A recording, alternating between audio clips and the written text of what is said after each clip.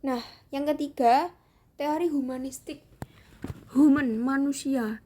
Nah, teori humanistik ini salah satu aliran dalam psikologi yang muncul tahun 1950. Kalau psikologi humanistik ini disetujui dengan nama psikologi kemanusiaan. Maksudnya ini pendekatan ya dari manusia ke manusianya. Teori humanistik ini menekankan hubungan dari manusia ke manusia. Contoh, misal ada anak yang kurang pandai di bidang matematika, tetapi dia dipaksa di bidang matematika, ya tentunya anak itu tidak bisa mengenali potensi yang ada di dirinya. Nah, bagaimana cara mengenalinya? Kan itu anak ada beberapa tipe ya. Multiple intelligency. Itu ada 9 kecerdasan ganda yang dimiliki oleh manusia.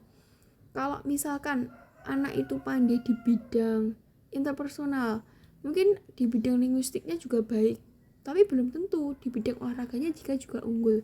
Kemudian tokoh dalam teori humanistik yang pertama ada Maslow. Kalau menurut Abraham Maslow, di dalam teori humanistik ini bahwa Maslow itu membedakan antara 4 kebutuhan. Nah, ketiganya kebutuhan yang kemudian keempat, kebutuhan yang pertama disebutnya definisi need, kebutuhan yang timbul karena kekurangan.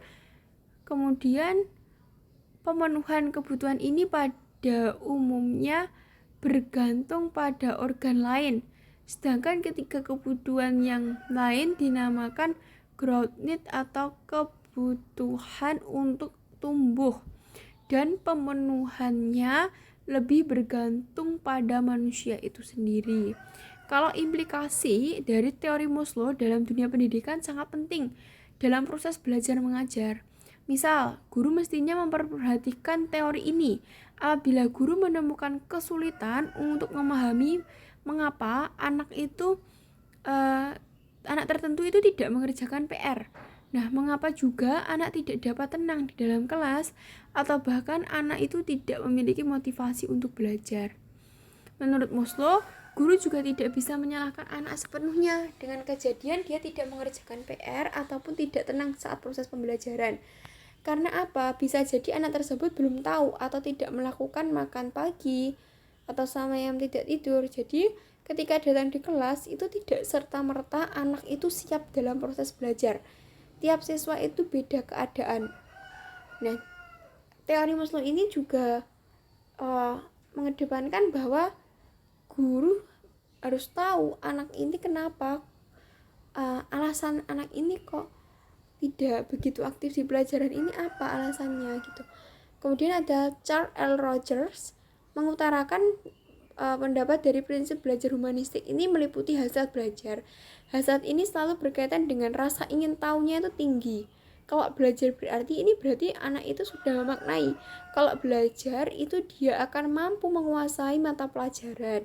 Nah, belajar tanpa ancaman maksudnya adalah anak belajar dari hal yang mencoba pengalaman baru, bukan dia takut membuat kesalahan baru. Selanjutnya, belajar atas inisiatif. Inisiatif ini apa? Pola pikir yang membiasakan anak belajar tanpa disuruh. Ya, learning mandiri gitu ya. Kemudian Arthur Combs ini juga mengatakan bahwa guru apabila itu murid dapat mengaitkan bahan pelajaran dengan hidupnya atau kegunaan hidup.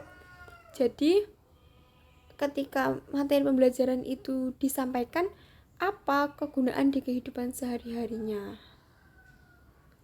Selanjutnya teori sosial kultural dibahas pada video berikut.